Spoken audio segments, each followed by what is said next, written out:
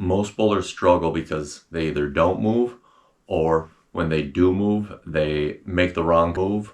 Not for what they're seeing, but usually they just kind of guess. Lane play isn't about moving more, it's about matching the move to the ball motion that you're seeing. I'm Coach Nick, I'm a USBC Silver coach, and there are 3 main move types, and each one solves a different ball motion problem. First move we're gonna talk about today is a parallel move. And a parallel move is when you move your feet and your target the same amount of boards. So let's just say we're looking at the third arrow from the right, if you're a right-hander, and that's the 15 board, and you're standing on the 25 board. So between 15 and 25, that's a 10 board launch angle. And if you want to keep the launch angle the same, if you're super comfortable with a 10 board, that's usually what you do, then a parallel move is a really good move that can find the pocket and get the proper exit point and proper break point while still staying in your comfort zone.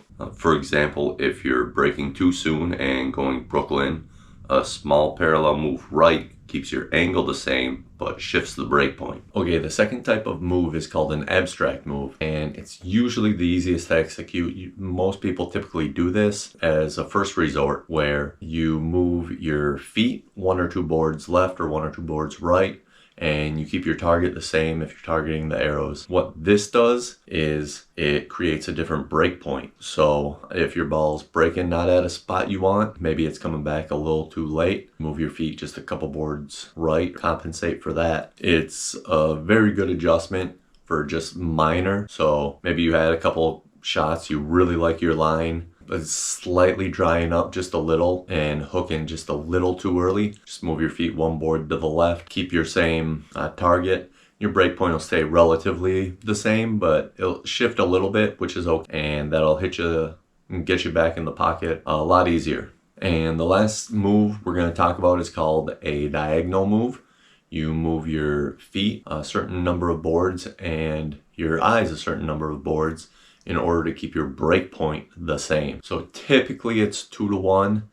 You'll move, for example, 2 left with your feet and 1 left with your eyes. So it's a 2 to 1 move. Sometimes people will go 3 to 1 to keep the same break point. Kind of depends on the bowler. So a diagonal move is really effective when the break point is defined and you're really liking that break point, but you need a little bit of tweak in your hook. So say you want your break point to be at 10, but you just need a little bit more hook. You would move your feet maybe 2 to 1 to the right, keep your same break point, but just a little bit more hook on it. So lane play isn't about moving more, it's about choosing the right move for the right problem.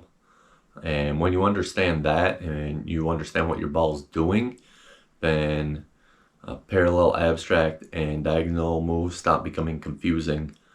You can actually think what move you need to do and then do it, and you can start using those as tools. And that's when everything just gets simpler and you can see the lanes and know what they're doing and choose what's right for you. And in future videos I'll actually be showing what these moves are on the lane so you can see how each one changes and affects the break point and the exit point of the oil and will affect the entry angle.